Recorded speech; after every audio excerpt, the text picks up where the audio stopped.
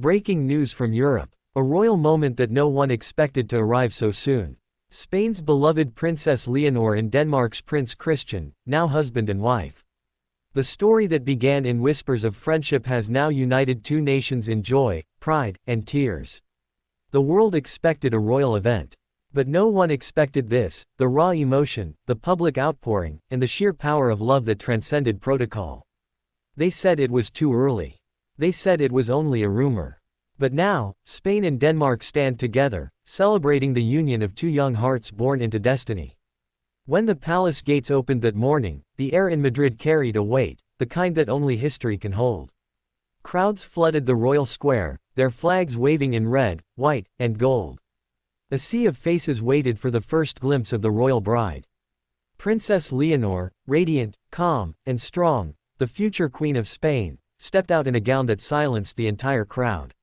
It wasn't just beauty, it was symbolism. The delicate lace, the modern cut, and the small embroidery of the Spanish coat of arms at her wrist told a story: duty and love can coexist. As the bells of Almedina Cathedral began to ring, Prince Christian of Denmark stood waiting. For a moment, he looked nervous, a quiet smile, his eyes tracing every step Leonor took down the aisle. And when their eyes met, everything else disappeared. No cameras, no titles. Just two souls who had waited years to be seen, finally standing before each other. The ceremony itself was more than a wedding.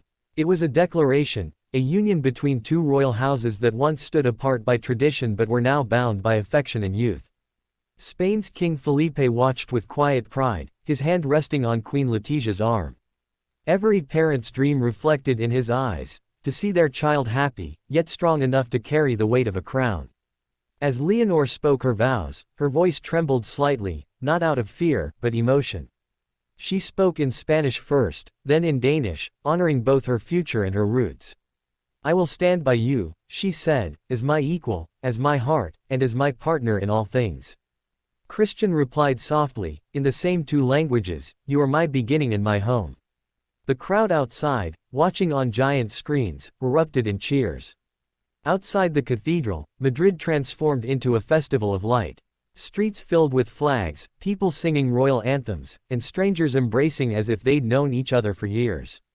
Across Denmark, the same scenes unfolded. Copenhagen lit up its harbor in royal colors, while citizens gathered at Amalienborg Palace to celebrate their prince's new life.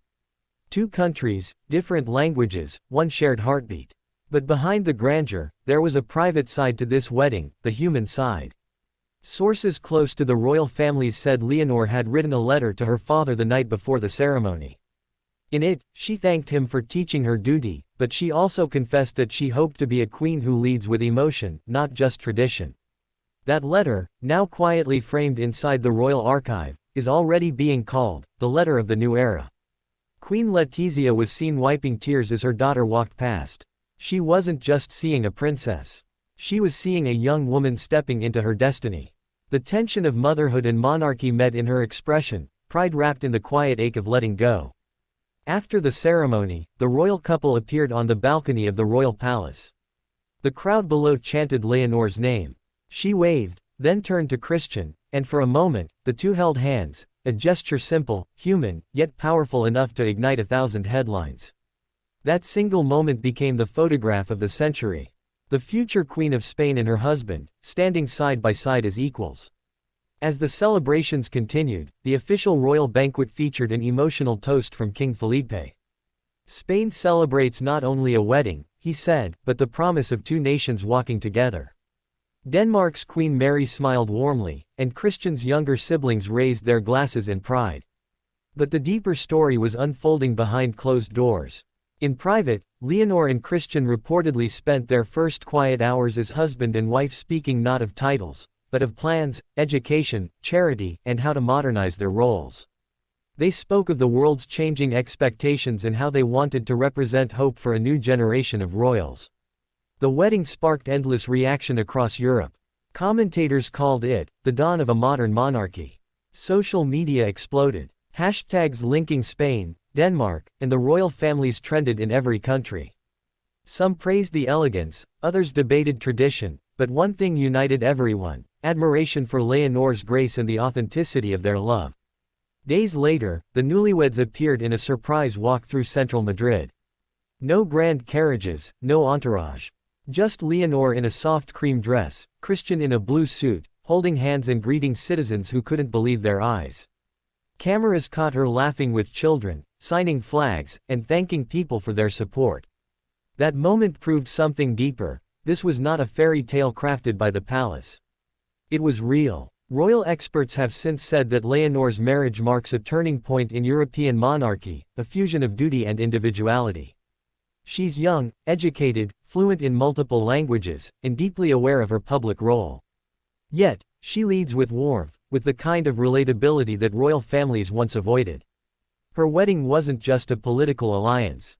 It was a message that leadership can be both regal and human. As the days turned into weeks, celebrations continued across both nations. In Seville, flamenco dancers performed in honor of their future queen. In Copenhagen, church bells rang for hours. Even ordinary citizens held watch parties, replaying the wedding coverage, cheering every smile, every tear, every glance between the royal couple. But perhaps the most powerful reaction came from the youth. Thousands of Spanish and Danish students wrote letters to Leonor and Christian, expressing hope for a monarchy that listens, adapts, and evolves. One letter read, "For the first time, we believe in the crown again." As night fell over Madrid, fireworks painted the sky in crimson and gold. Leonor and Christian watched from the palace terrace, surrounded by family. Queen Letizia leaned over and whispered something that made Leonor smile, a private mother-daughter moment in the middle of history. The next morning, newspapers around the world carried the same headline, "Love Unites Two Kingdoms." Photos of Leonor's gown, Christian's proud gaze, and the roaring Spanish crowd filled every front page. But beyond the spectacle, the world saw something deeper: hope, decency, and renewal. For Princess Leonor, this day was not just about vows and ceremony. It was about stepping into her legacy. A future queen who understands that true power isn't in the crown, but in the compassion behind it. And for Christian, it was about finding his place not just as a prince, but as a partner, loyal, calm, and steadfast beside the woman he loves. Spain and Denmark celebrated more than a royal marriage. They celebrated unity, progress, and the promise of a monarchy reborn through love. And as the echoes of the royal bells fade into memory, one truth remains clear: this wedding will be remembered not as the end of a fairy tale, but as the beginning of a new royal era. Princess Leonor, Prince Christian. Two hearts, two nations, one destiny. The world watched them begin their forever, and for once, history smiled.